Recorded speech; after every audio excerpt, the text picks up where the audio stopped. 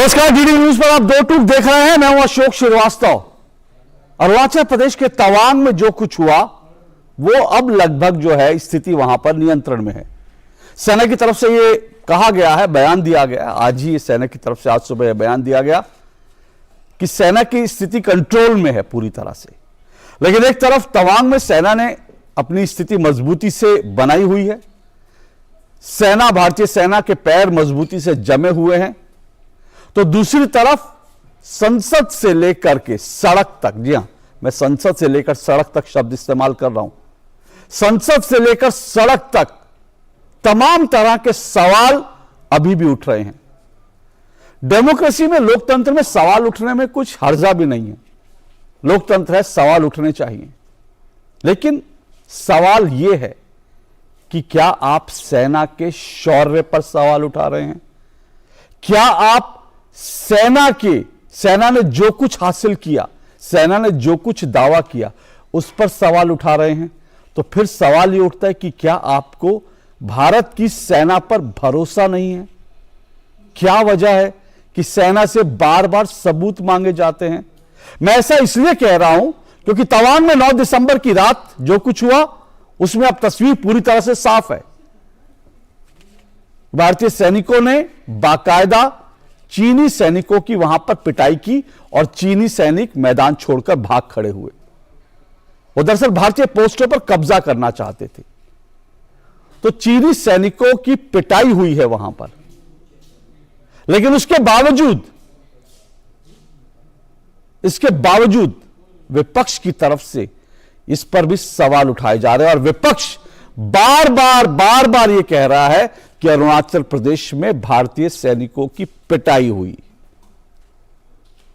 इस बार तो चीन ने भी दावा नहीं किया ऐसा, चीन की तरफ से भी नहीं कहा गया, बल्कि चीन तो यह कह रहा है कि भारतीय सेना हमारे इलाके में घुस आई थी और यहां पर अवैध घुसपैठ करी।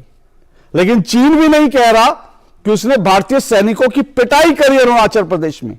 लेकिन भारत में विपक्ष के नेता लगातार यह कह रहे हैं कि भारतीय सेना की पिटाई हुई है। आप सोचिए, आज विजय दिवस है। विजय दिवस 1971 में भारतीय सेना ने पाकिस्तान की ठुकाई की थी और आज 2022 में भारतीय सेना चीन की पिटाई कर रही है। लेकिन इसके बावजूद भारत की सेना के शौर्य पर बार बार सवाल क्यों उठाए जा रहे हैं?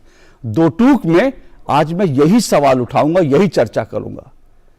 चीन की हो रही है पिटाई, पर क्या विपक्ष को यह नहीं भाई? यही आज सवाल उठाएंगे। इससे पहले कि आगे बढ़े, मेरी ये रिपोर्ट देखिए।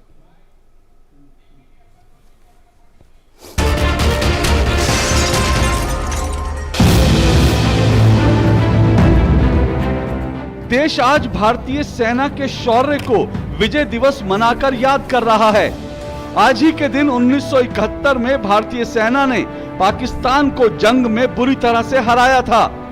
भारतीय सेना से पिटने के बाद पाकिस्तान के 93,000 सैनिकों ने हथियार डालकर समर्पण कर दिया था। 1971 में भारतीय सेना ने पाकिस्तान को पीटा, तो आज उसी सेना ने 9 दिसंबर की रात अरुणाचल प्रदेश के तवांग में चीनी सैनिकों की पिटाई की। इस पिटाई के बाद चीनी सैनिक भाग खड़े हुए। सूत्रों के अनुसार भारतीय सेना ने कुछ सैनिकों को पकड़ा भी, जिन्हें 2 घंटे बाद छोड़ा गया। भागती हुई चीनी सेना अपना कुछ सामान भी छोड़ गई है। पूरा भारत इस खबर पर अभी गर्व कर ही रहा था कि तवांग की एक और पुरानी वीडियो सामने आई।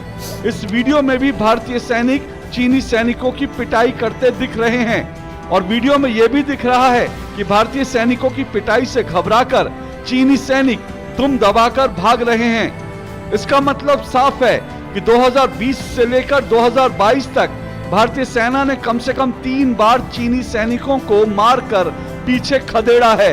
इसकी पुष्टि तमाम अंतर्राष्ट्रीय एजेंसियां भी कर रही हैं और वीडियो प्रमाण भी हैं। लेकिन भारत की विपक्षी पार्टियां लगातार सेना के शौर्य पर सवाल उठा रही हैं।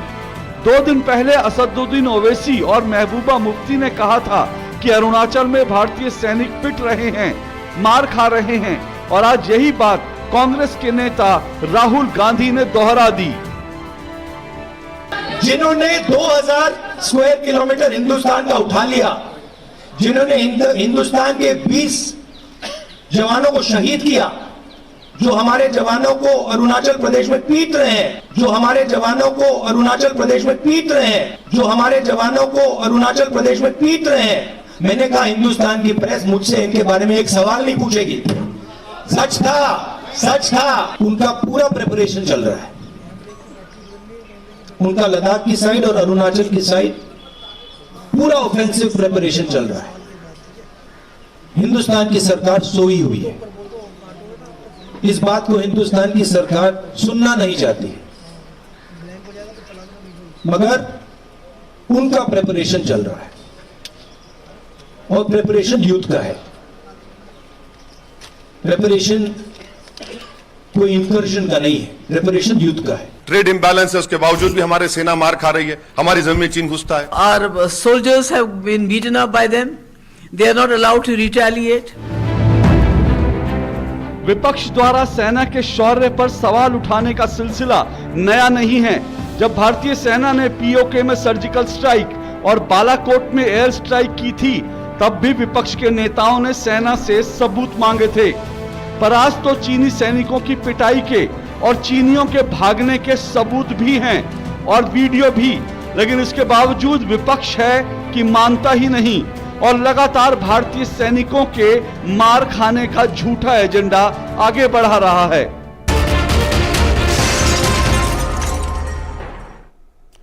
तो ये मेरी रिपोर्ट थी और इसी पर चर्चा करेंगे। और दो टूक में मेरा आज का सवाल आपके सामने है।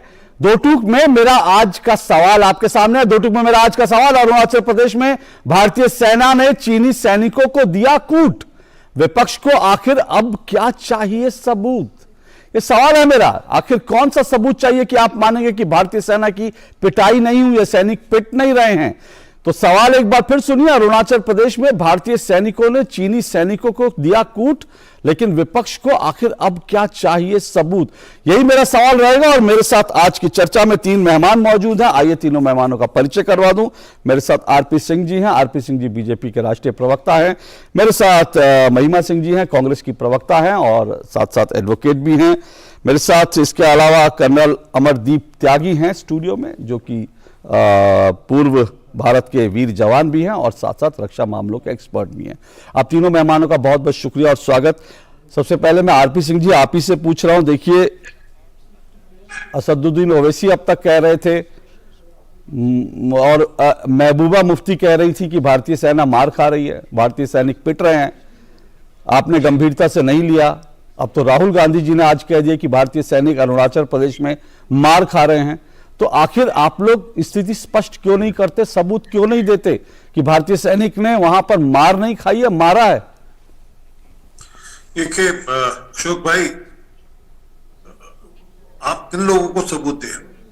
जो लोग जब भारत की सेना ने बालाकोट किया था तो प्रश्न उठाए थे, सर्जिकल स्ट्राइक की तो प्रश्न उठाए थे, उनको सबूत दें। जो भारत के सेनाध्यक्ष को सड़क छाप कहते हैं, किन लोगों को सबूत दें? कैसे लोगों को सबूत दें? और क्या पूरा भारत जानता नहीं कि भारत के सैनिक कैसे हैं और कैसी क्षमता रखते हैं? क्या ये जो आप वीडियो दिखा रहे हैं ये स्पष्ट नहीं करता कि कितनी ताकत है बुलेट सोल्जर जकारे के अंदर और वहां पर सिख रेजिमेंट है तैनात है? परंतु इनको देखना नहीं, इनको समझना नहीं। इनका तो विषय है हर विषय में राजनीति करना। इनको लगता है कि हम हर विषय को राजनीतिक रंग से रंग देंगे तो चल जाएगा मामला। तो मैं एक चीज पूछना चाहता हूँ, ये खबरें इनके पास आती कहां से है? इनको तो जनरल जो आर्मी के जनरल नरवान ने कहा था उसमें यकीन नहीं आया। जनरल नरवान ने कहा था कि भारत की 1 इंच जमीन भी चाइना के पास नहीं है। इनको ग्लोबल टाइम की खबर पे यकीन आता है। इनको जो चाइना से एक लाल तार इनके कान में जुड़ी हुई है उस पर यकीन आता है। मेरा प्रश्न यह है कि चाइना से इतनी हमदर्दी क्यों? चाइना की खबरें यहां पर प्रसारण करने के लिए राहुल गांधी का दुरुपयोग क्यों किया जाता है? ये बड़ा प्रश्न है। आज चाइना को कुछ भी कहना होता है, वो चुपके से इनके कान में आकर कह देता है और यहाँ उसका प्रसारण शुरू हो जाता है, उसको एम्प्लीफाई करना शुरू कर देते हैं ये लोग। तो ये बड़ा कष्ट का कारण है कि देश की मुख्य विपक्षी पार्टी आज चाइना के ग्लोबल टाइम का या चाइना की कम्युनिस्ट पार्टी ऑफ इंडिया का माउथ पीस क्यों बन गई। नहीं, मैं ये तो जो है ये आपके आरोप ठीक है अपनी जगह, लेकिन मैं फिलहाल जो है ये बात नहीं, ठीक है, साबित भी कर सकता हूं। ठीक है, ठीक है, आरोप नहीं है, इसको साबित भी कर दूंगा। नहीं, ठीक है, ठीक है, ठीक है, अभी डिबेट आगे चलेगी, आप जब बात होगी तो आप अपनी बात रखिएगा। मैं तो ये कह रहा हूं कि इस बार तो चीन के ग्लोबल टाइम्स या चीन की ओर से जितनी मैंने रिसर्च करी, कहीं पर भी ये बात नहीं आई कि भारतीय सैनिक अरुणाचल प्रदेश में पिटे हैं। तो महिमा जी, ये जानकारी कहां से आ रही है विपक्ष के नेताओं के पास कि भारतीय सैनिक वहां पर पिटे हैं? अशोक जी, ऐसा है कि ये जो लोग हैं ना, विपक्ष को ही टारगेट करने वाले, और आप लोगों की व्यवस्था भी हम समझते हैं इस सरकार के अंदर जो मीडिया का हश्र हुआ है, उस पे तो जस्टिस रमन्ना ने, जो अभी रिटायर हुए हैं हाल में, उन्होंने बड़ी सटीक टिप्पणी की थी। लेकिन खैर, मुद्दे की बात ये है अशोक, ये भी आपने मुद्दा उठा दिया, तो आप अपनी बात पूरी कर ले, मैं इस पे जवाब जरूर दूंगा। आप अपनी बात पूरी कर दें, क्योंककि आपने ये मुद्दा उठाया, इसलिए मैं इसका जवाब जरूर दूंगा। चलिए, आप अपनी बात पूरी शौक से कीजिएगा। 1962 में जब एक नौजवान अटल बिहारी वाजपेयी ने नेहरू जी से ये डिमांड की, कांग्रेस सरकार से ये डिमांड की कि इस पर चर्चा की जाए कि चीन के साथ क्या हालात है हमारे, और उस समय किसी ने नहीं कहा कि भारतीय सेना पर सवाल उठाए जा रहे हैं। जो बात आज कही जा रही है भारतीय सैनिकों के बारे में, या जो क्लैश हमने देखा है तवांग के अंदर वीडियो पर साफ साफ, उसके बारे में मैं आज आपकी चर्चा में शामिल हुई हूं। 4 दिन से लगातार इस विषय पर चर्चा कर रही हूं, और भारतीय जनता पार्टी के जो प्रवक्ता इस चर्चा में पैनल पर हैं, वो उन चर्चाओं में शामिल रहे, और उन्होंने कुछ बिंदुओं पे एंटीसिपेशन में ऑलरेडी बोल दिया है। मैं आज वो बिंदु बोलने भी नहीं वाली हूं, लेकिन क्या है कि तमाम विशेषज्ञों ने तमाम चैनल्स पर बैठकर एक बात मानी है कि ये एक सब ऑप्टिमल वेपनरी के साथ अटैक था, यानी कि उपानुकूलतम शस्त्रों के साथ यह अटैक किया गया, जिसके लिए हमारी सेना को प्रशिक्षण नहीं दिया जाता है। सेना को प्रशिक्षण दिया जाता है बहुत एडवांस्ड वेपनरी के साथ काम करने का, लेकिन इसके लिए विशेषज्ञ ये मान रहे हैं कि स्ट्रेटेजिक डायलॉग तो है ही नहीं, लेकिन ये जो जिस तरह का एक नया हम उपयोग देख रहे हैं, इसके लिए अपने आप को तैयार करना पड़ेगा भारतीय सेना को, क्योंकि ये it was a fight like hostel attacks, hostel fights की तरह से वो थी। अभी मैं सुन रही थी भारतीय जनता पार्टी के प्रवक्ता ने एक शब्द का इस्तेमाल किया, लाल तार। लाल तार का तो पता नहीं कहीं दिखाई नहीं दी, पर लाल शॉल बहुत सी फोटोज और वीडियोज में दिखाई दी, जो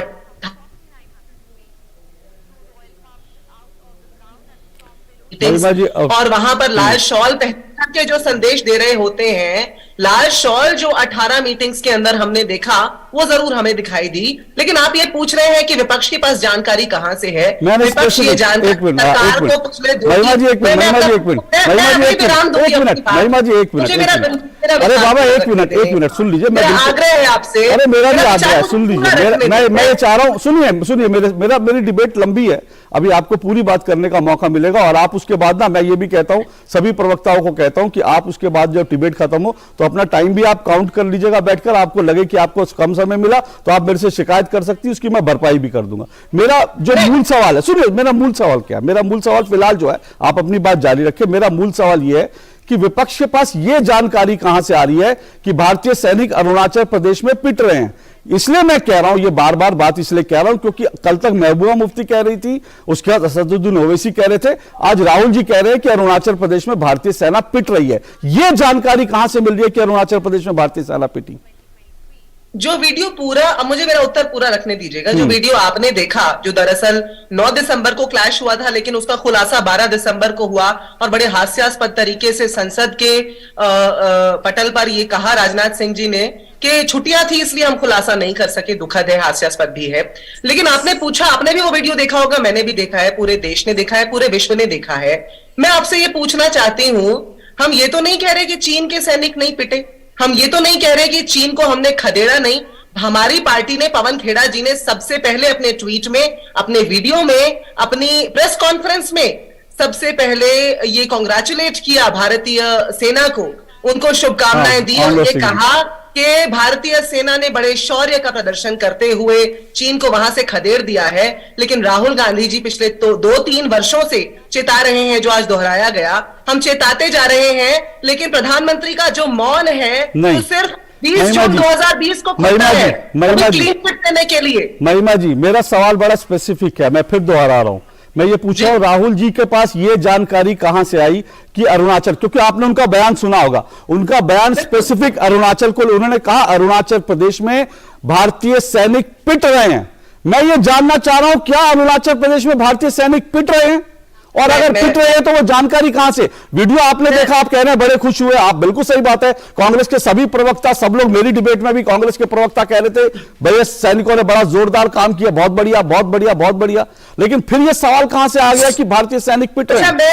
मैं आपसे एक बात कहती हूं, यदि आज की इस चर्चा को, ये आप स्क्रीन पर मैं और आप दिखाई दे रहे हैं, कोई कहे कि महिमा सिंह बहुत जोरदार बोल रही थी, उसका मतलब ये तो नहीं है कि ना कि अशोक जी उसकी आलोचना ठीक से नहीं कर रहे थे। तो दोनों बातें सत्य हैं। अर्ध सत्य अश्वत्थामा हतोहता, ये तो अर्ध सत्य की बात है। आप अर्ध सत्य को उठा करके चर्चा करेंगे तो मुझे लगता है कि ये दुखद है, क्योंकि संसद में चर्चा से भाग रही है सरकार। पर्दे के पीछे हम कह रहे हैं, आप सारी विपक्षी पार्टियों के साथ एक चर्चा करें, स्टांस क्लियर करें, उससे भाग रही है। ठीक है, मैं बहस वाले मुद्दे पर आऊंगा। एक मिनट, ओके, मैं बहस वाले मुद्दे पर आऊंगा। आरपी सिंह जी थोड़ा रुकिएगा, और मैं कर्नल अमरदीप जी आप भी रुकिएगा। महिमा जी, जहां तक मेरी जानकारी, और बिल्कुल ये सही बात है, अगर मैं इसको गलत कहूं तो आप रोकिएगा, आपकी राष्ट्रीय प्रवक्ता है राधिका खेड़ा, है ना? राधिका खेड़ा जी, और जब जैसे आप भी राष्ट्रीय प्रवक्ता, जो राष्ट्रीय प्रवक्ता जो बात बोलते हैं वो पार्टी लाइन होती है ना? पार्टी लाइन होती है ना? होनी चाहिए। अच्छा, होनी चाहिए।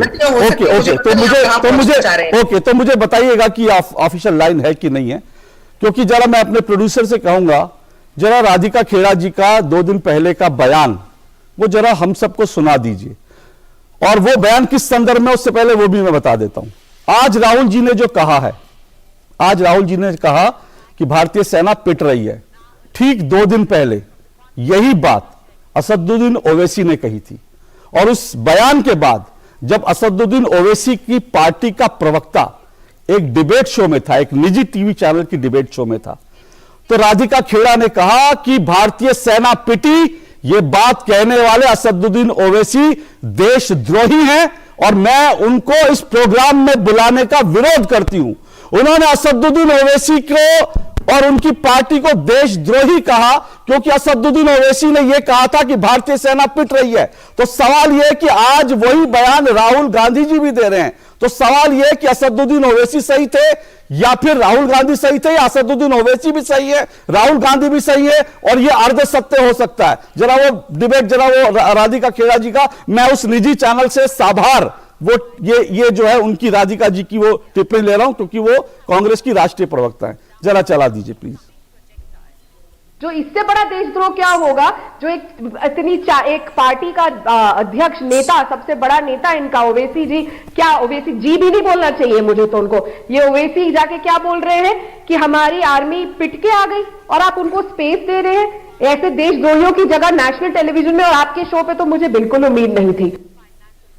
एक बार और सुनाइए जरा राधिका खेड़ा जी को, मैं चाहूंगा एक बार और सुने, ताकि क्लैरिटी से सब लोग, मेरे दर्शक भी सुन ले।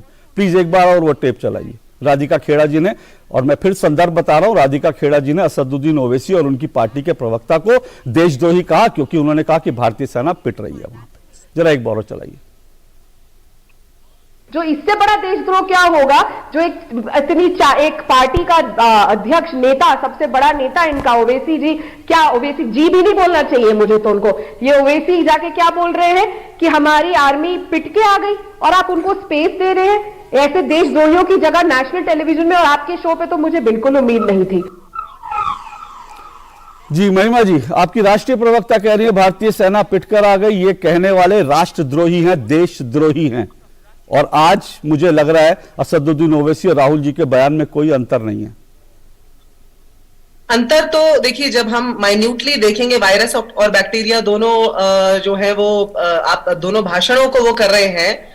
मैं बेहतर उपमा आपने सोची साइंस थी। की क्लास शुरू कर दी मेरी। मैं साइंस में थोड़ा वीक हूँ, चलिए कोई बात नहीं, मेरा साइंस थोड़ा वीक है, लेकिन अच्छा है कि आप मुझे थोड़ा साइंस पढ़ा देंगी तो मेरा साइंस थोड़ा स्ट्रांग हो जाएगा।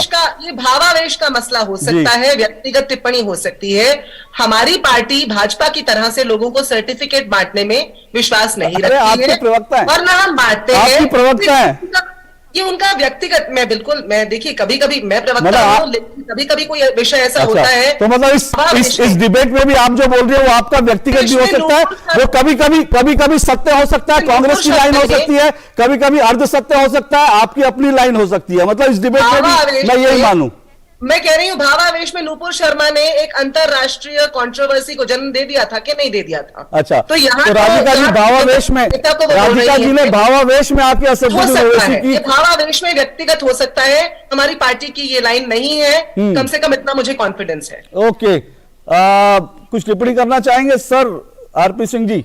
वो भावावेश में कह देती है, आप लोग भी प्रवक्ता हैं, हर प्रवक्ता कभी कभी भावावेश में कह देता है। अगर उस दिन असदुद्दीन ओवैसी को भावावेश में उन्होंने कह दिया कि वो देशद्रोही है, तो उनको थोड़ी राधिका खेड़ा जी को पता था कि 2 दिन बाद राहुल जी यही बयान देने वाले हैं, उन्होंने भावावेश में कह दिया। राधिका जी ट्विटर पर भी बहुत एक्टिव है। मैं जब आप दिखा रहे थे उसी समय मैंने उनका ट्विटर हैंडल भी चेक किया कि शायद उन्होंने अपने भावावेश में कई बात के ऊपर कई करेक्शन कर दी हो। कह दिया कि मैंने भावेश में कह दिया था कि मेरी पार्टी की लाइन नहीं है, मेरा अर्थ ये नहीं था, ये ऐसा था। सच ये है कि मैंने जो कहा ना, इनके प्रवक्ताओं के पास वो हॉटलाइन नहीं है बात की, कम्युनिस्ट पार्टी ऑफ चाइना की। सिर्फ राहुल गांधी ने तो करारनामा साइन किया था, तो बाकियों के पास कैसे हो सकती है? जिसने करारनामा कम्युनिस्ट पार्टी ऑफ चाइना का साइन किया था उसी का तो हॉटलाइन पे सबको जानकारी मिलेगी ना। वो जानकारी मिलती है, वो एम्प्लीफाई करते हैं, यहाँ पर उसको जोर जोर से बोलते हैं, जानकारी देते हैं यहाँ की मीडिया को उसके अनुसार। अब ये जानकारी उनके पास है कि युद्ध होगा। अरे वो भूल गए बयान इनके मंत्री का, डिफेंस मिनिस्टर एंथनी साहब का, पार्लियामेंट के सदन पर कहा था, पार्लियामेंट के अंदर कहा था कि हम इसलिए नहीं तैयारी कर रहे, हम इंफ्रास्ट्रक्चर इसलिए बिल्ड कर रहे हैं कि हम बिल्ड करेंगे, चाइना उसका उपयोग कर लेगा और हमको तंग करेगा। ओके, मैं अभी बहुत इतिहास में देखिए नहीं जाऊंगा।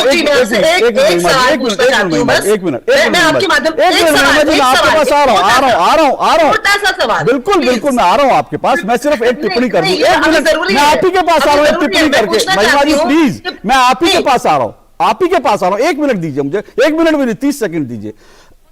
मैं सिर्फ आरपी सिंह जी कह रहा हूं, मैं बहुत आज इतिहास में नहीं जाना चाहता। मैं इतिहास में जाऊंगा तो बहुत सारी चीजें देखिए आपके वो आपके ऊपर बोलेंगे, वो आपके, मैं उसमें नहीं जाना चाहता। मेरे लिए आज सबसे इंपॉर्टेंट सवाल यह है कि हम तस्वीरों में देख रहे हैं भाई, हम वीडियो में देख रहे हैं कि भारतीय सैनिक क्या धुनाई कर रहे हैं, पूरा देश गदगद है, पूरा देश झूम रहा है। 2 दिन पहले तक कांग्रेस के प्रवक्ता भी झूम रहे थे कि भाई क्या मारा है, मजा आ गया, कैसे खदेड़ा, कैसे चीनी सैनिक भाग रहे हैं। लेकिन आज अचानक ये नैरेटिव क्यों खड़ा किया जा रहा है कि भारतीय सेना पिटी है, पीटा नहीं है? मेरा आज मूल सवाल है, मैं इस पर बना रहना चाहता हूं। इसलिए कृपया मैं दोनों प्रवक्ता से कहूंगा, मैं दूसरी बात पर भी आ जाऊंगा अगर मैं आगे इस डिबेट को बढ़ाऊं, लेकिन अभी फिलहाल हम लोग इस पर जरा स्टिक रहें। जी महिमा जी, अब आप बोलिए। मैं बिल्कुल ठीक है। मैं बस एक सवाल ये पूछ लेना चाहती हूँ, अभी जो बात भाजपा के प्रवक्ता ने कही है उनसे, कि महात्मा गांधी के ऊपर बहुत सी टिप्पणियां इनकी पार्टी के लोगों ने की हैं और हत्या भी इन्हीं के विचारधारा के आरएसएस के एक व्यक्ति ने की थी। क्या वो इनकी पार्टी का ऑफिशियल स्टैंड है? बहुत प्रज्ञा ठाकुर की टिप्पणियां मुझे याद आती हैं। ओके, मैं पूछना चाहती हूँ क्या वो ऑफिशियल स्टैंड है? ओके, देखिए आरपी सिंह जी आप जवाब दें, उससे पहले मैं सिर्फ महिमा जी से एक मेरा निवेदन है। महिमा जी, आरपी सिंह जी जवाब देंगे, फिर मुझे कर्नल साहब के पास जाना है, लेकिन मेरी सिर्फ आपसे निवेदन है, ये डिबेट खत्म होती है, आप पार्टी से जरूर ये निवेदन कीजिएगा कि वो ऑफिशियली ये कह दे कि राधिका खेड़ा का बयान जो डिबेट में उन्होंने कहा वो उनका अपना बयान था और हम इससे सहमत नहीं हैं। ये आप जरूर अपनी पार्टी को कह दें। आरपी सिंह जी, आप रिस्पॉन्ड कीजिए। जी, मैंने जो एंथनी साहब का बयान बताया वो पार्लियामेंट के पटल पर, पार्लियामेंट के सदन के पटल पर दिया हुआ बयान है, मेरा कोई निजी बयान नहीं जी, ना उन्होंने किसी जगह बाहर बोला, वो उन्होंने सरकारी बयान एज मिनिस्टर ही आंसर और ऑन रिकॉर्ड बोला। उनसे पूछा गया, उसका उत्तर उन्होंने रिकॉर्ड दिया कि हमारे में क्षमता नहीं, पहली बात हमारे पास पैसे नहीं है कि हम सेना को सबल और प्रबल कर सके, एक। दूसरा ये कि हम इंफ्रास्ट्रक्चर इसलिए नहीं बिल्ड कर रहे, ना सड़क बनाएंगे, ना पुल बनाएंगे, ना कोई वहां हवाई पट्टी बनाएंगे, ना हेलीपैड बनाएंगे, इसलिए नहीं बना रहे। हम बना लेंगे तो कल चाइना आकर उसका दुरुपयोग कर ओके लेगा। ओके ये उनका बयान नहीं सर जो महिमा जी ने कहा प्लीज उस पर छोटा सा रिस्पॉन्ड कर दीजिए, फिर मैं कर्नल साहब के पास जाऊंगा। वो कह रहे हैं कि भाई आपके कई प्रवक्ता जो है पार्टी लाइन से हटकर कभी बयान दे देते हैं, वो कह देते हैं, तो वो पार्टी की लाइन नहीं होती है। मैंने अभी कहा कि अगर कोई प्रवक्ता ऐसा बयान देगा तो तुरंत के तुरंत उसका क्लैरिफिकेशन आ जाता है। मैं तो इससे पे देख रहा था। और प्रधानमंत्री के बयानों का क्या? अभी तो महिमा जी एक मिनट विषय पे बनी रही है प्लीज। हाँ बोलिए। तो मैं जो कह रहा था कि अगर मैं भी कोई गलत बयान दूंगा तो मैं तुरंत उसको रेक्टिफाई करूंगा। मैंने कई बार हुई गलती, हमने रेक्टिफाई किया, हमने उसको ट्विटर पर डालकर कहा कि ये बयान गलती से चला गया, ये ठीक नहीं है, आई एम विड्रॉइंग बैक। ये एक ऑप्शन तरीका है। ओके मैं एक छोटा सा ब्रेक ले रहा हूं, उसके बाद कर्नल साहब आपके पास आऊंगा, लेकिन ब्रेक पे जाने से पहले मैं एक बात को जरूर रिस्पॉन्ड करना चाहता हूं महिमा जी, क्योंकि आपने मीडिया पे सवाल उठाया। मैं हमेशा ये कहता हूं, मैं अपने कार्यक्रम में हमेशा आप कहता हूं, आप मीडिया पर, दूरदर्शन पर, सब पर सवाल उठा सकते हैं, सबको हक है, लेकिन अगर आप सवाल उठाएंगे तो उसका जवाब भी मिलना चाहिए। आपने कहा मीडिया डरी रहती है, हम लोग सवाल नहीं, ये बात ठीक है, मीडिया डरी रहते नहीं। आपने क्या कहा? आपने कहा मीडिया, मैंने कहा हाँ, आपकी अपनी विवशताएं हो सकती हाँ, है। ठीक है, ओके। इसी बात को एनवी रमन्ना जी ने भी कहा था, मैंने ये कहा, हाँ, मेरे शब्दों का चयन मैं माफी चाहता हूं, आपके शब्दों पे आता हूं। मीडिया की विवशताएं होती हैं, ठीक है, मीडिया की विवशताएं होती हैं, होंगी, बिल्कुल होती हैं, हर दौर में होती हैं, हर सरकार में होती हैं। मैं आपको ये भी बता दूं कि उसके पहले भी मीडिया की व्यवस्थाएं थी, क्योंकि 2013 में जब दो पत्रकारों ने जब ये खबर लिख दी थी चीन के ऊपर कि चीन जो है भारत में घुसपैठ कर रहा है, उस समय मनमोहन सिंह जी की सरकार थी, तो दो पत्रकारों के खिलाफ एफआईआर हो गई थी। निरुपमा राव जी उस वक्त भारत की विदेश सचिव थी, उनका बाकायदा, मैं अगर कहेंगे तो मैं अभी दिखा भी देता हूं, उनका बाकायदा बयान था कि चीन के इशू पर अगर इर्रिस्पॉन्सिबल आप लोग या चीन के उस पर जो है आप ज्यादा अतिक्रमण करके खबरें करेंगे तो फिर आप उसको भुगतने के लिए तैयार रहिए, क्योंकि आपको फिर सजा भी हो सकती है। और इस तरह का बयान जो है पहले भी दिया गया था। और व्यवस्था में आज से पहले बस मैं एक बात कह दूं, आज से बात पहले पूरी हुई नहीं महिमा जी, आज से महिमा जी मेरी बात पूरी हुई नहीं। कोई बात नहीं, आप क्षमा मत मांगिए, मैं आप मेरी मेहमान है, क्षमा मत मांगिए, मैं अपनी बात पूरी कर लूं, फिर आप जरूर बताइएगा। अभी देखिए कर्नल साहब की बारी भी नहीं है, हम लोग आधा प्रोग्राम खत्म कर चुके हैं। और मैं फिर कहता हूं कि जो है हर दौर में हर चीजें होती हैं, तो मीडिया उतना ही स्वतंत्र है जितना 2013-14 में था, उसके पहले था, 2010 में था, 2008 में था। आज भी मीडिया उतना ही स्वतंत्र है। किसी की व्यवस्था होती होगी, चैनल के मालिकों की व्यवस्था होती होगी, वो मैं नहीं जानता, लेकिन मैं अपने बारे में और दूरदर्शन के बारे में कहता हूं, हमारे सामने कोई व्यवस्था नहीं है। हम हर मुद्दे पर खुल के डिबेट करते हैं। इससे पहले मैं बार बार बता चुका हूं, 2015 से पहले दूरदर्शन पर, डीडी न्यूज पर विपक्ष के नेताओं को अपनी बात रखने के लिए बुलाया नहीं जाता था। आज हम विपक्ष को आमंत्रित करते हैं। दो टूक वो प्रोग्राम है जहां हम विपक्ष को आमंत्रित करते हैं, खुलेआम एक खुली डिबेट करते हैं। तो हमारी व्यवस्था नहीं है कोई, हम लोग खुलकर डिबेट करते हैं। एक बिंदु जोड़ दूंगी, एक बिंदु जी प्लीज। आज से पहले किसी सिटिंग मुख्य न्यायाधीश ने, sitting CJI of supreme court ने ऐसा नहीं कहा था, जैसा रमन्ना साहब ने कहा कि आज के जो चैनल ओनर्स हैं और दूरदर्शन के केस में वो सरकार है, भारतीय सरकार, तो रमन्ना साहब की जो बयान है, मैंने तो उसका हवाला दिया। ठीक है, कोई बात नहीं, मैंने आपको अपने बताया, मैंने आपको दूरदर्शन की सिचुएशन बताई। मीडिया, क्योंकि मुझे भी 30 साल हो गए मीडिया में, मैं देखता हूं किस किस तरह की व्यवस्था होती है, किस किस तरह से पत्रकारों को प्रताड़ित किया जाता है। जब मैंने 2013 का उदाहरण दे दिया कि दो पत्रकारों के खिलाफ एफआईआर हो गई थी चीन पर रिपोर्ट करने में, कम से कम मेरी जानकारी में अभी तक चीन पर रिपोर्ट करने में किसी पत्रकार के खिलाफ एफआईआर नहीं हुई है। बहरहाल एक छोटा सा ब्रेक ले लो, ब्रेक के बाद विषय पर आऊंगा। क्या अरुणाचल में भारतीय सैनिकों की पिटाई हो रही है? कर्नल साहब आप इसका जवाब देंगे इस ब्रेक के बाद।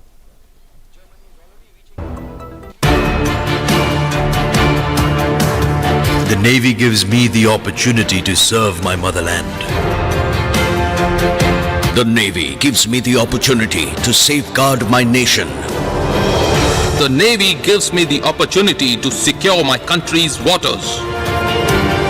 The Navy gives you more.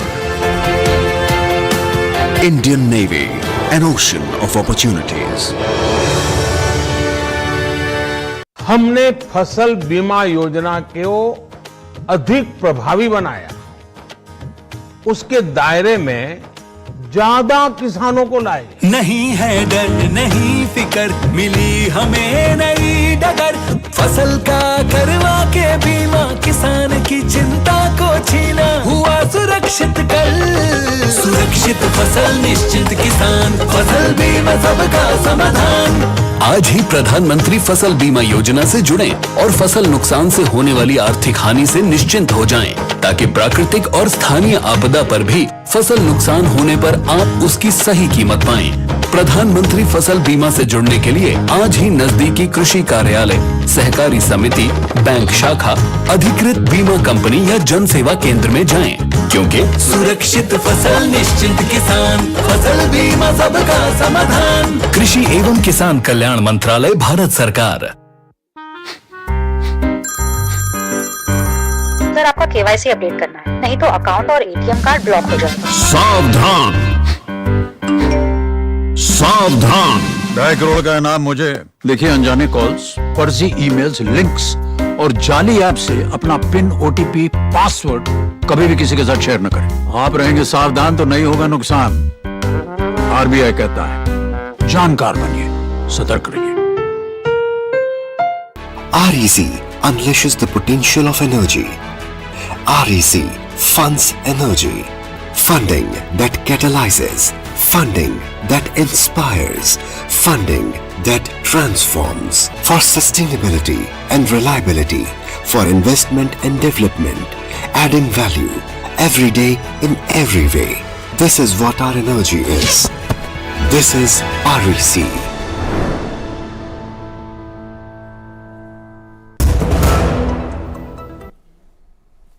तो दो टूक आप देख रहे हैं, दो टूक में हम चर्चा कर रहे हैं चीनी सैनिकों की पिटाई।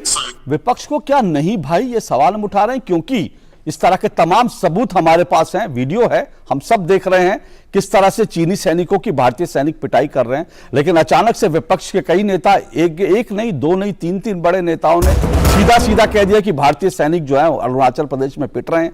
पहले असदुद्दीन ओवैसी ने कहा, महबूबा मुफ्ती ने कहा, और आज तो राहुल गांधी जी ने ये कह दिया।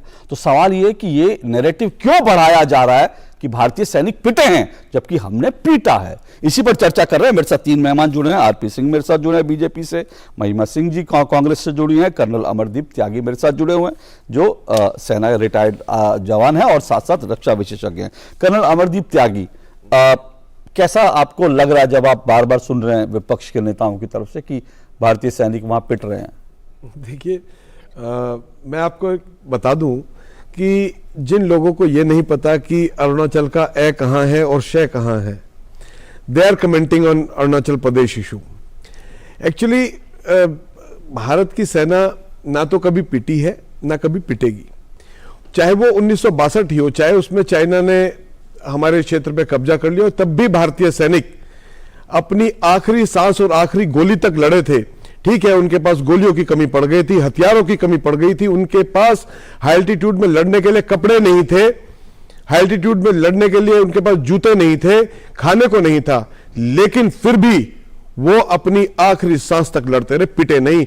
एक एक जवान ने कई सौ चीनियों को मारा है। यदि आप बैटल ऑफ रजांगला पढ़े या उसके बारे में सुने तो 125 जवानों ने कई हजार चीनियों को मौत के घाट सुला दिया था।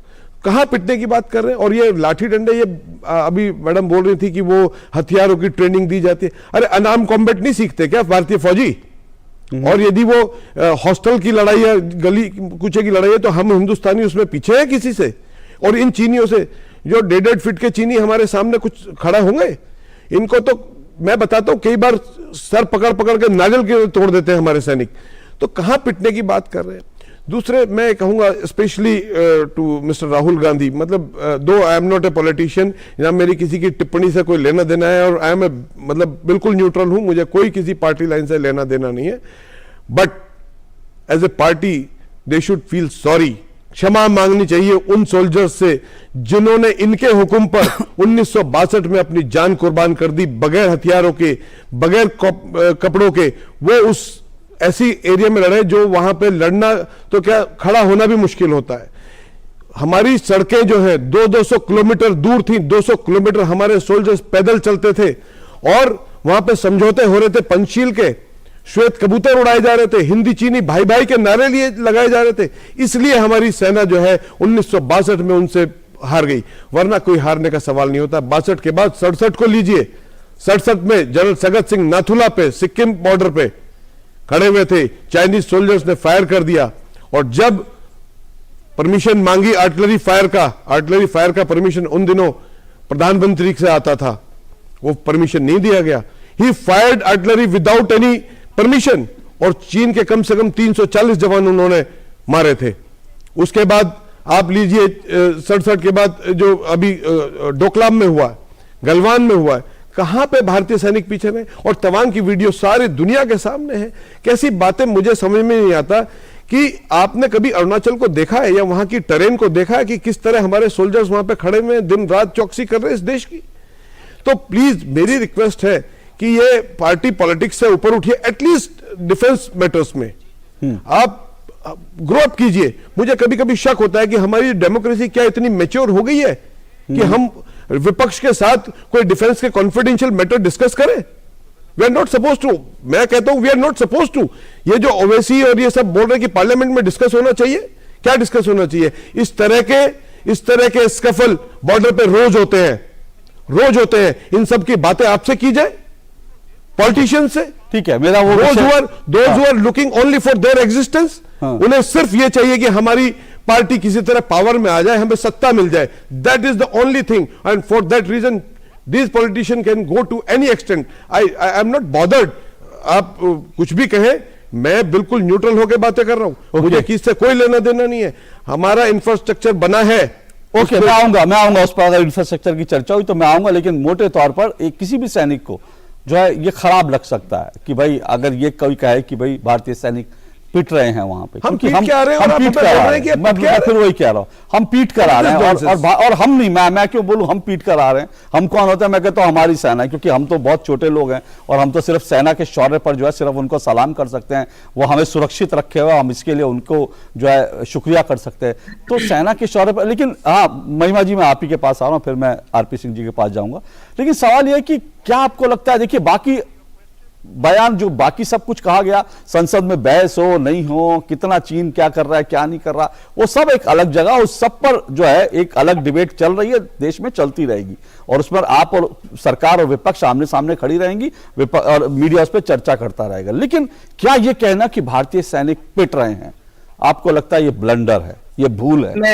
मैं बिल्कुल बोल देती हूँ। आप एक बार दोबारा राहुल गांधी जी का बयान चला लीजिएगा मेरे कहने के बाद। 3-4 बिंदु बोलूंगी मैं अभी। ओके, मैं अपने प्रोड्यूसर को बोल दूं। हाँ ठीक है, मैं एक मिनट महिमा जी, मैं अपने प्रोड्यूसर को अलर्ट कर रहा हूं, क्योंकि आपने कहा तो जरा राहुल जी का बयान निकाल लीजिए जो उन्होंने कहा कि भारतीय सैनिक पिट रहे हैं।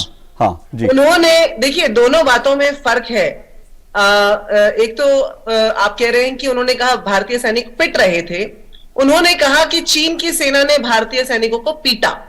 उतना ही सच ये भी है कि भारतीय सैनिकों ने चीन की सेना को पीटा। मैं फिर वही बात दोहरा रही हूं, और 3-4 बिंदु जो बड़े जरूरी हैं यहाँ। ये उन्होंने नहीं कहा महिमा जी, बड़े ससम्मान में ये उन्होंने महिमा जी नहीं कहा कि चीन, भारत के सैनिकों ने चीन को पीटा, उन्होंने कहीं नहीं कहा। उन्होंने नहीं कहा। मैं देखिए, मैं वही जो बात मैंने पहले कही थी कि कई दफा जब हम फ्लो में बोल रहे होते हैं, कोई बात शुरू करते हैं और फिर वो बात कहीं और चली जाती है। उन्होंने कहा कि चीन के सैनिकों ने चीन की पीएलए ने पीटा। आप उसको चला दीजिएगा, मुझे शब्द ब शब्द याद नहीं है। लेकिन 2-3 जरूरी बातें जो है, 2-3 जरूरी बातें ये है। रुकिएगा, आप कुछ दिखा रहे हैं। मैं आरपी सिंह जी रुकिएगा, आप एक बिंदु। हाँ, मैं आरपी सिंह जी आ रहा हूँ। हाँ, ये 2-3 जरूरी बिंदु बोलने दीजिएगा बिना हस्तक्षेप के।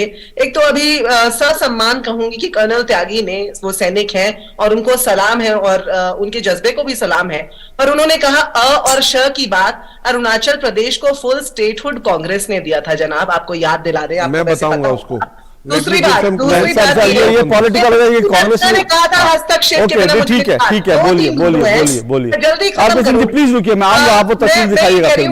मैं ये कह रही हूँ कि आप बार बार बोल रहे हैं भारतीय सेना पर सवाल उठाया, कि जो नैरेटिव है इसे प्रूव करने के लिए एक बयान चला दें आज तक का जिसमें कहीं हमने ये कहा हो कि भारतीय सेना क्या कर रही है। भारतीय सरकार पर सवाल उठाया है, मगर उसका मतलब बिल्कुल नहीं है सेना पर सवार उठाए। और तीसरी बात, बहुत जरूरी बात, यहां पर नेहरू की स्टेट्समैनशिप पर बात उठी है, यहां पर माफी मांगने की बात उठी है कि नेहरू की सरकार को, कांग्रेस की सरकार को 1962 के लिए कर्नल त्यागी ने, एक सैनिक ने यहां ये बात बोली है। तो मैं ये समझती हूं कि वो मुझसे बेहतर ये बात जानते होंगे, शायद सेना में रह भी चुके हैं और राष्ट्रीय मसलों को समझते हैं कि नेहरू जी के समय में 1962 में, मैंने पहले भी कहा था, अटल बिहारी वाजपेयी जी ने चर्चा की मांग की, विपक्ष के साथ चर्चा करके इन्होंने कहा डेमोक्रेसी क्या इतनी मैच्योर हो गई है? क्या उस समय डेमोक्रेसी इतनी मैच्योर हो गई थी कि अटल बिहारी वाजपेयी जो शायद एक 36-37 साल के सांसद थे, वो चर्चा की मांग करें? उस पार्टी के सांसद थे जिसके 2 सांसद मात्र थे उस समय देश के अंदर शायद, और उन्होंने मांग की और उन्हें सांसद भी कैसे बनाया गया था उसकी कहानी अभी दोहराना नहीं चाहता। नेहरू जी ने कहा था विपक्ष की आवश्यकता है, उन्हें इस तरह सांसद बनाया गया था, लेकिन उसके बावजूद वो चर्चा हुई। उस समय क्या हम मैच्योर थे?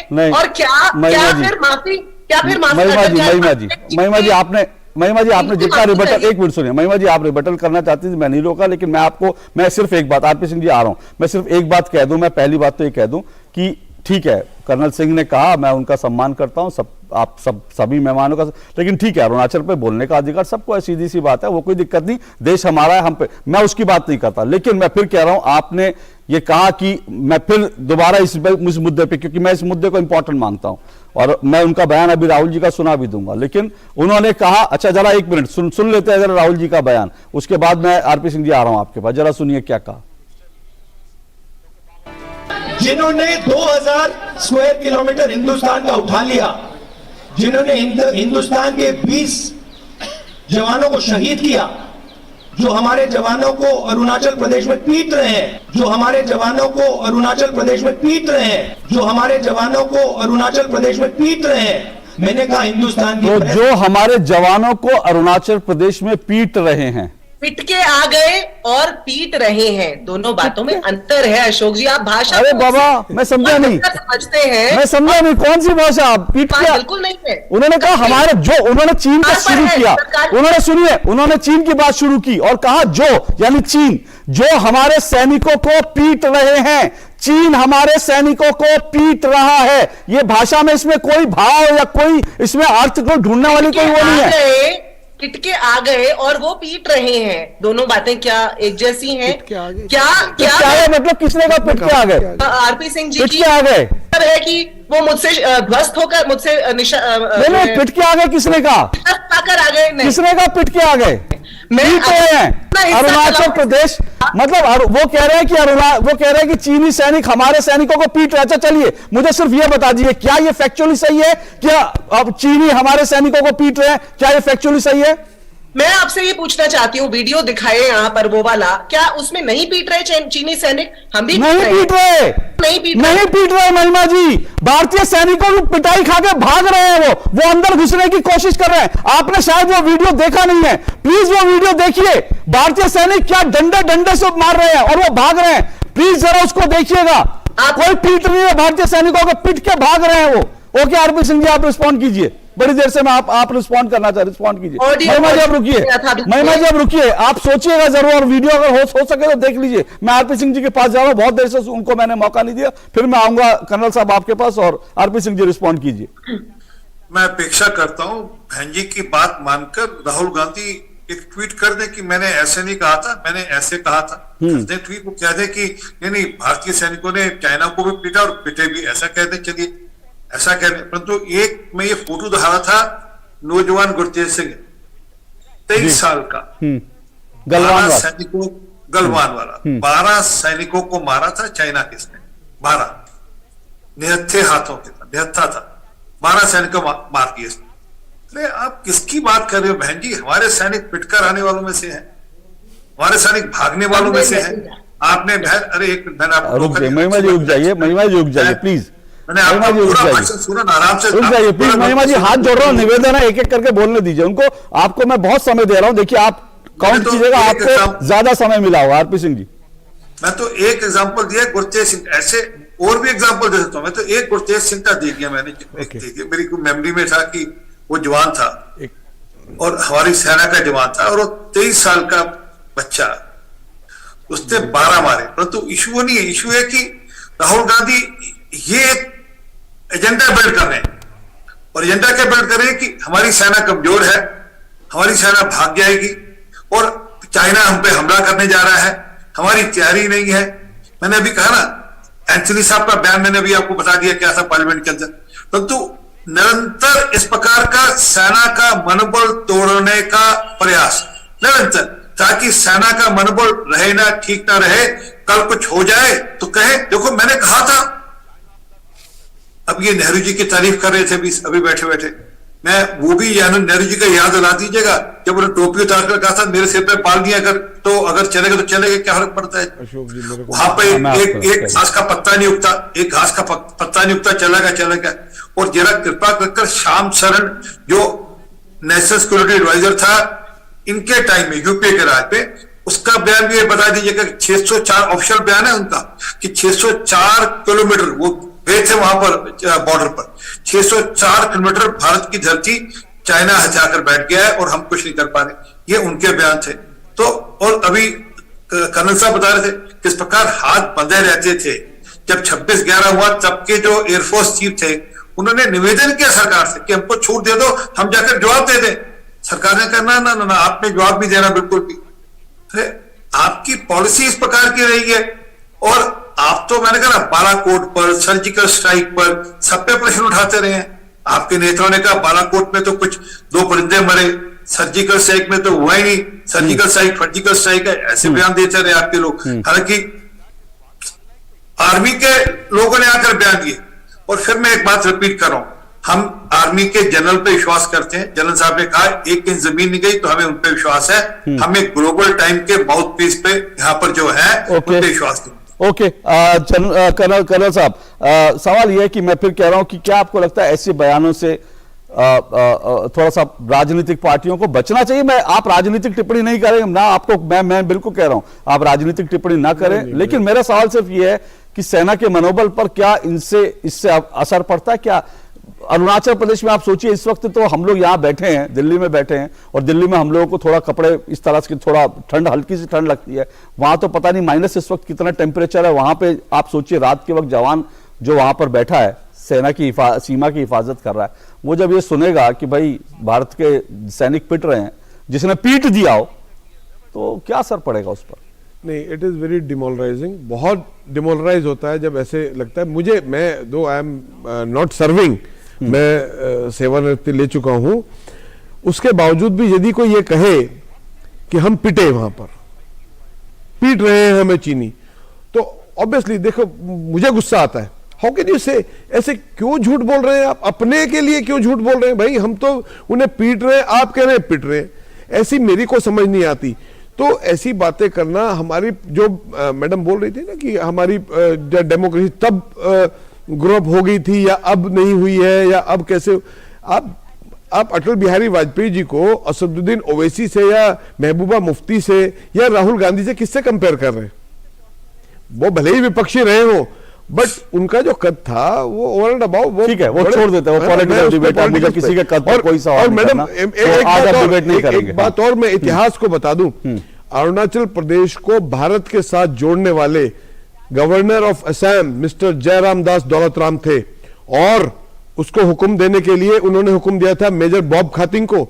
और जब मेजर बॉब खातिंग वहां पे झंडा लहरा के और वो वापस आए, Jairam Das Daulatram, madam listen to me, जब नेहरू जी के पास, नेहरू जी वाज फ्यूरियस कि what have you done, and it took 4 years to show this area in our map. तो that is the thing, please, वो सब ठीक है, I give due regard to Pandit Jawaharlal Nehru, our first prime minister, he has done lot of things for the country, but जहां पे गलती है वहां पे बोलना पड़ेगा, है ना। लेकिन मैं कोई पॉलिटिक्स की बात नहीं कर रहा हूं, मैं सिर्फ ये बात कर रहा हूं, please don't talk all this कि हमारी सेना पिट रही है। ऐसे समय पे जब ऐसी बात होती है, वी शुड जो मोरल बूस्टिंग की बातें करनी चाहिए, सरकार के साथ खड़े होने की बात होनी चाहिए, सेना के साथ खड़े होने की बात होनी चाहिए।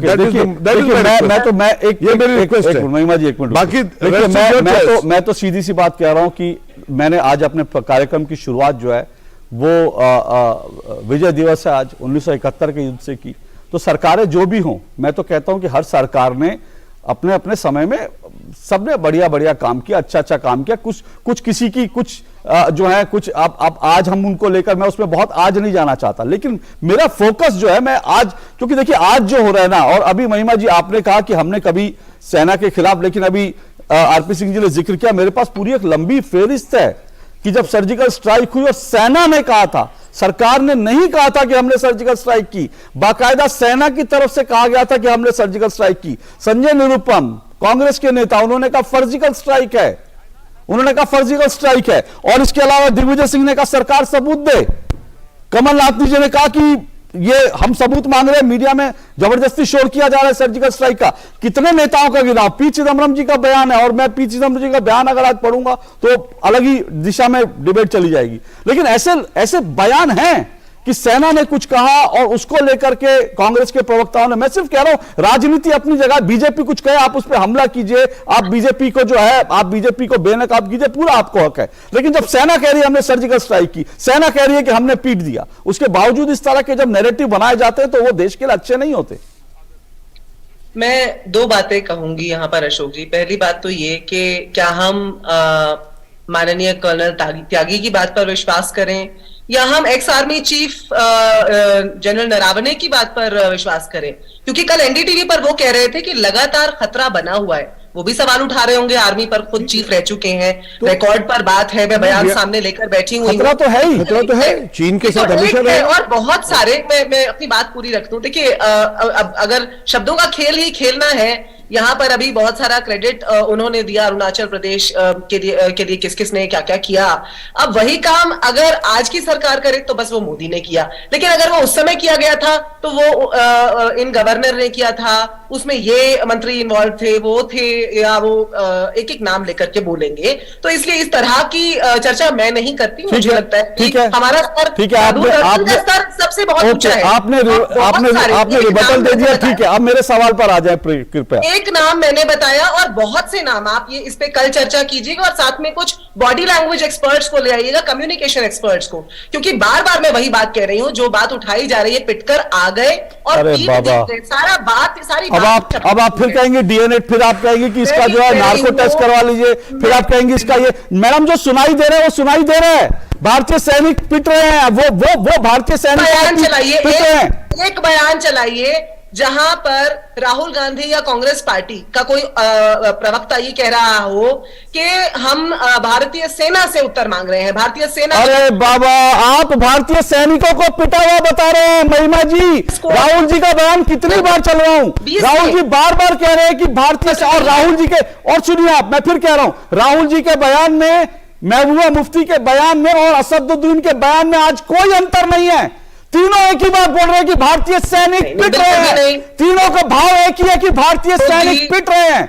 ये आप इसे शब्दों का खेल नहीं है। अगर ये सुनिए, अगर ये शब्दों का खेल है ना महिमा जी, तो इस शब्दों के खेल की शुरुआत राहुल जी ने कही है, शुरू करिए। आप उनसे कहिए कि वो अपने शब्द जो बोल रहे हैं वो सोच समझ के बोले, वो सीधा सीधा कह रहे हैं भारतीय मोदी जी को बोल सका कि शूर पड़ा, भारतीय सैनिक पिट रहे हैं, उनसे कहिए वो शब्दों का ख्याल रखें। आरपी सिंह जी बोलिए।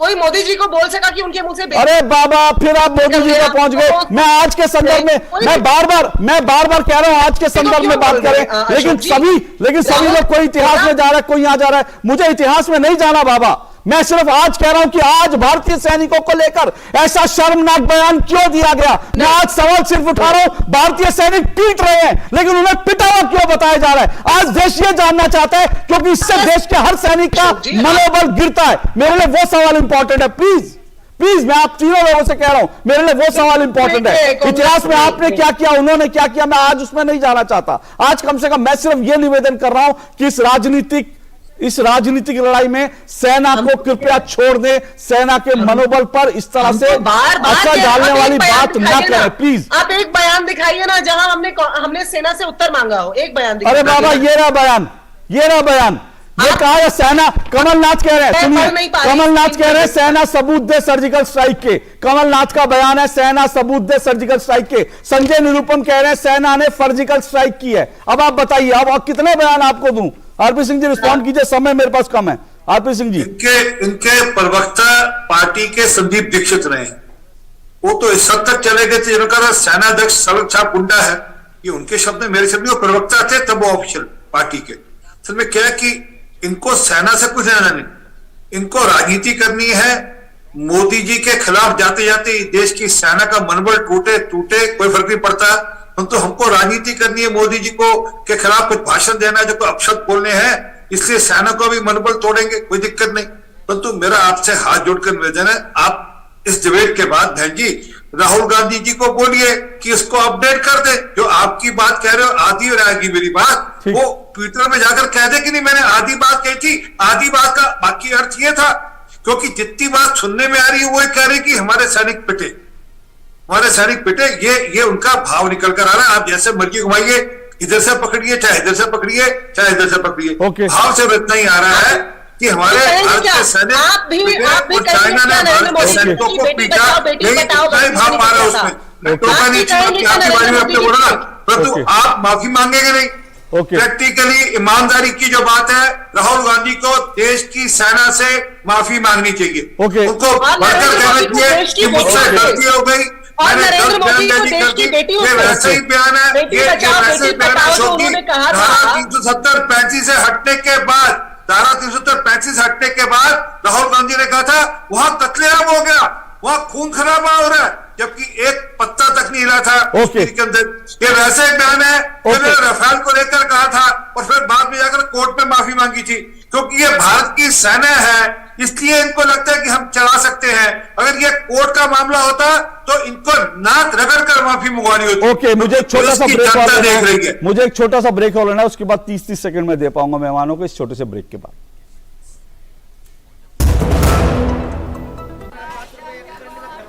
दीदी, हाँ, जैसे सही वजन से ग्राहक होते हैं खुश, वैसे ही सही सुरक्षा से परिवार होता है कल की चिंता से मुक्त। इसलिए मेरी मानो, आज ही जुड़िए प्रधानमंत्री जीवन ज्योति बीमा योजना और प्रधानमंत्री सुरक्षा बीमा योजना से, जो देती हैं 2-2 लाख रुपए का बीमा।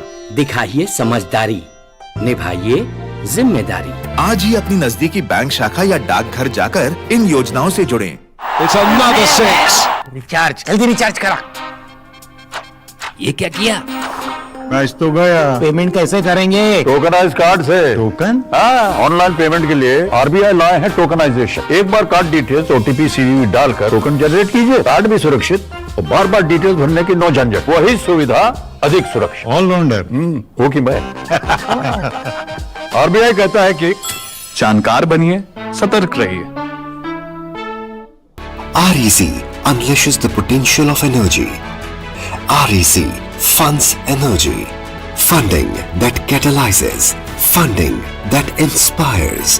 Funding that transforms. For sustainability and reliability. For investment and development. Adding value every day in every way. This is what our energy is. This is REC.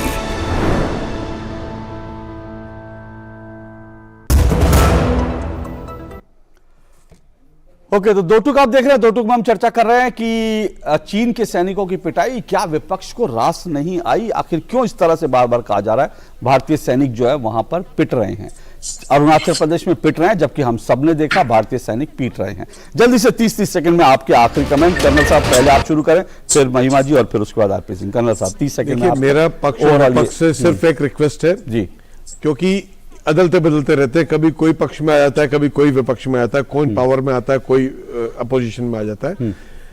बस एक रिक्वेस्ट है, please grow up, at least defence matters पे आप सब एक होइए।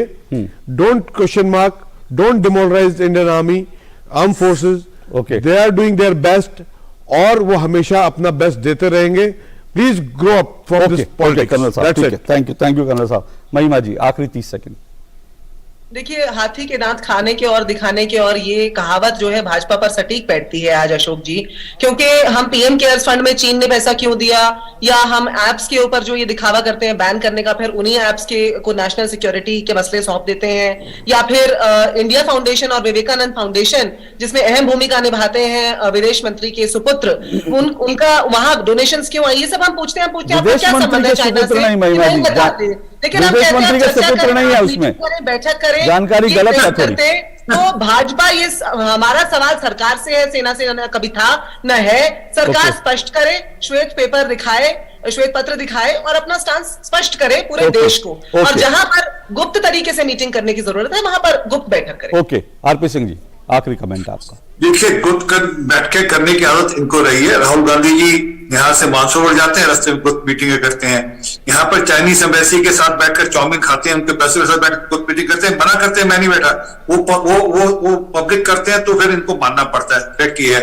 China के साथ करारनामा करते हैं, चाइना कम्युनिस्ट पार्टी के साथ माफी चाहता हूं, कांग्रेस पार्टी ने करारनामा किया जिसमें करारनामे पे राहुल गांधी का साक्ष्य है। आज तक बताया नहीं दुनिया को क्या मैंने करारनामा किया, कोई जानकारी भी नहीं दुनिया को।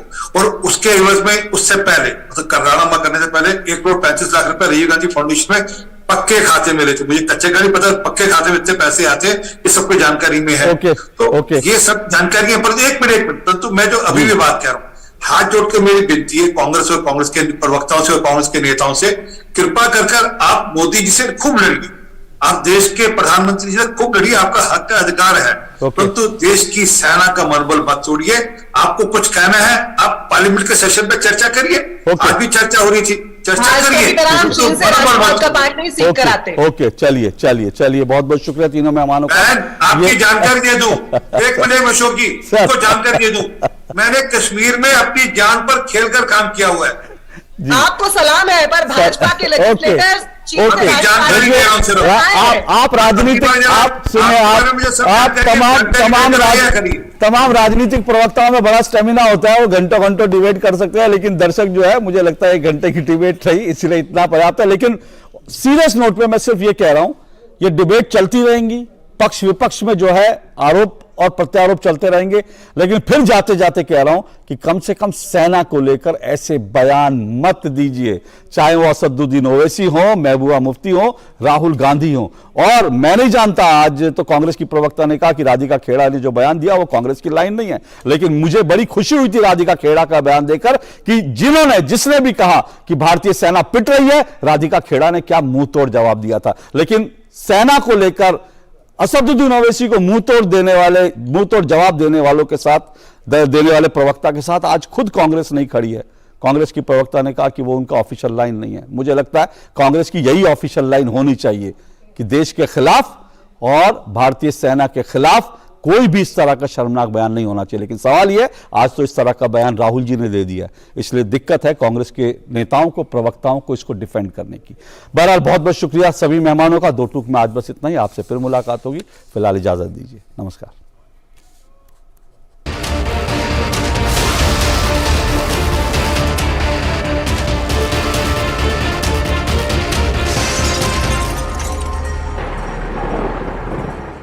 दो टूक के प्रायोजक थे